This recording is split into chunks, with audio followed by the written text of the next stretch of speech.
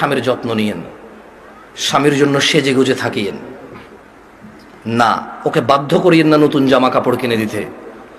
আপনার যতটুকু জামা কাপড় আছে ওখান থেকে সবচেয়ে ভালো জামাটা রান্না বান্না শেষে জোহরের নামাজ পড়ে সবচেয়ে ভালো জামাটা পরিয়েন। আপনার বাসায় যে অমুক তেল লাগবে তমুক তেল লাগবে চুলে দেওয়ার জন্য ওকে বাধ্য করিয়েন না।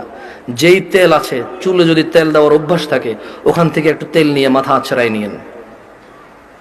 আর আপনার উপস্থিত যে জামা কাপড় আছে ওখান থেকে ভালো জামাটা পরিয়েন। স্বামী যখন ঘরে ঢুকবে মুচকি হেসে ওকে সালাম দিয়ে রিসিভ করিয়েন।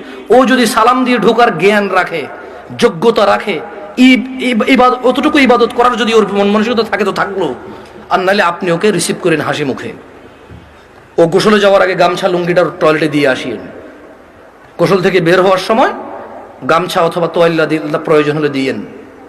এরপর জিজ্ঞেস করিয়েন ভাত কি খাবে এখন নাকি একটু পরে। যদি বলে যে পরে খাবে, কিছুক্ষণ পর আবার জিজ্ঞেস করেন ভাত খাবে কিনা।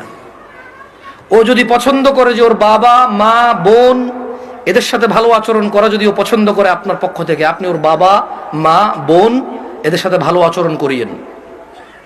ওরা যতই কটু কথা বলুক, আপনি ওর বাবা মা বোনের বিরুদ্ধে ওর কাছে বিচার দিয়েন না।